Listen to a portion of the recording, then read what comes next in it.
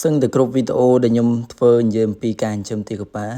មានបងប្អូនមួយចំនួនគាត់តែងនិយាយថាមិនបាច់ចិញ្ចឹមទេវាអត់ចំណេញទេហើយចឹងទៅខ្ញុំក៏ធ្វើវីដេអូនេះឡើងដើម្បីនិយាយរឿងនេះបងប្អូនតាមពិតការចិញ្ចឹមសត្វទាំងអស់បើសិនជាយើងចេះតែបដាបដោយចេះតែធ្វើទៅចិញ្ចឹមទៅវារោគឱកាសនៃការចំណេញនឹងមិនឃើញទេវាពិបាកនៅក្នុងការរកផលចំណេញប៉ុន្តែបងប្អូនត្រូវមើលត្រឡប់មកវិញថាអញ្ចឹងបើសិនជាមានគេចិញ្ចឹមទៅចំណេញហើយដែលបានជាបងប្អូនចិញ្ចឹមទៅមិនចំណេញឬក៏បងប្អូនអាចគិតថាតើអ្នកដែលគាត់ចិញ្ចឹមទាដូចខ្ញុំអីជាដើមហ្នឹងតើខ្ញុំចិញ្ចឹមទាំងដែលកំពុងខាតហើយនៅទ្រាំចិញ្ចឹមទៀតឬក៏មិនឬក៏បងប្អូនយល់បែបណាពេលដែលយើងគិតថាវាមិនចំណេញអាចថាមានតែបងប្អូនទេដែលខ្លួនឯងទេដែលចិញ្ចឹមមិនចំណេញប៉ុន្តែអ្នកផ្សេងប្រហែលជាគេចំណេញបានគេនៅបន្តចិញ្ចឹមអានឹងជាអ្វីដែលយើងត្រូវគិតបងប្អូនហើយមួយទៀតខ្ញុំមើលឃើញថាតម្លៃទាតម្លៃអីរបស់យើងបើប្រៀបធៀបជាមួយនឹងតម្លៃទាដែលនាំចូលឬក៏មន់ដែលនាំចូលយើងតម្លៃលើគេប៉ុន្តែសួរថាហេតុអីបានជាយើងមិនចំណេញអានឹងវាជាសំណួរមួយដែលយើងគួរតែបំផុស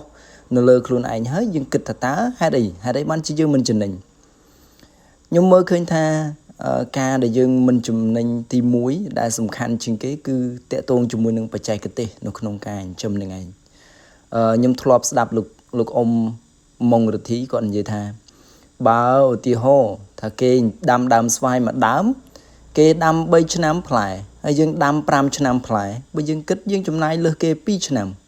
ហើយបើគេដាំកម្ពស់1ម៉ែត្រពីដីផ្លែហើយដល់ទៅពេលយើងដាំកម្ពស់5ម៉ែត្របានផ្លែអានឹងគ្រាន់ឡើងទៅបាក់កបាត់ធ្លាក់បាក់កគាត់និយាយដល់ក្រក់ស្ដាប់ប៉ុន្តែយើងគួរគិតពិចារណានឹងដែរបើនេះថា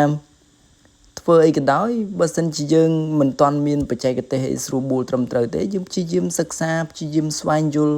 បងប្អូនខ្លះចូលមកមើលវីដេអូខ្ញុំនឹងសឹងតែមិនបាន1នាទីផងគ្រាន់តែចូលមកពឹប comment យកមកឧទាហរណ៍ថាគាត់និយាយថាមិនចំណេញហ្នឹងពេលច្រើនខ្ញុំឃើញនៅក្នុងhigh comment ទេបើន័យថា comment ហ្នឹងYouTube វាចាប់ថាជា spam comment មកបើន័យថា comment ដែលខុសប្រក្រតី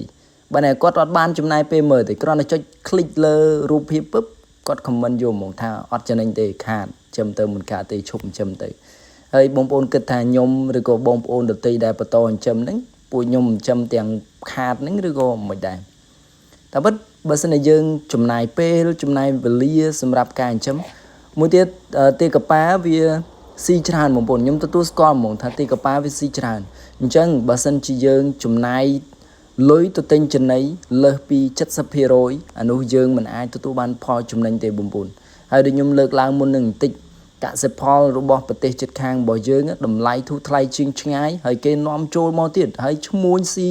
ចំណេញទៀតហេតុអីបានជាគេរកប្រាក់ចំណេញរកផលចំណេញឃើញប្រហែលជាគេមានកលឹះមានតិចនិចអីណាមួយដែលធ្វើឲ្យការចិញ្ចឹមរបស់គេនឹងទទួលបានផលចំណេញហើយយើងមើលមួយទៀតដូចតម្លៃមន់នៃមួយចំនួនមន់យើង1គីឡូ 16,000 យើងអត់ចំណេញផងហើយគេតម្លៃ1គីឡូត្រឹមតែ 6,000-7,000 ហើយគេមិនបានចំណេញអញ្ចឹងនៅពេលដែលយើងគិតទៅដល់ចំណុចហ្នឹងយើងត្រូវសួរខ្លួនឯងថាហេតុអីបានយើងមិនចំណេញហើយព្យាយាមរកដំណោះស្រាយរកវិធីដើម្បីធ្វើឲ្យការចិញ្ចឹមរបស់យើងហ្នឹងចិត្តទទួលបានផលចំណេញហើយខ្ញុំសង្កេតឃើញបងប្អូនមួយចំនួនគាត់ចិញ្ចឹមប៉ុន្តែគាត់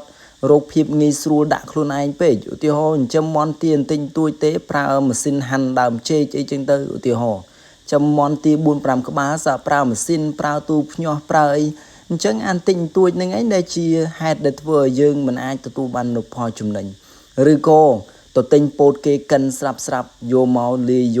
កកតុអីក៏ទិញពីគេស្អីក៏ទិញពីគេ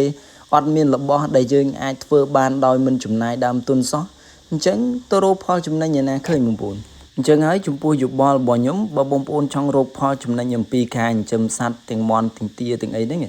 យើងហោចយើងត្រូវតែមានចំណី 70% ជាចំណីដែលផ្ទាល់ខ្លួនអត់មានការចំណាយបើសិនជាបងប្អូនចំណាយទៅលើចំណីលើសពី 70% នោះបងប្អូននឹងមិនអាចរកផលចំណេញពីការចិញ្ចឹមសត្វរបស់បងប្អូនបានទេអញ្ចឹងវីដេអូនេះសូមចប់ត្រឹមនេះអរគុណច្រើនជម្រាបលាជួបគ្នានៅវីដេអូក្រោយ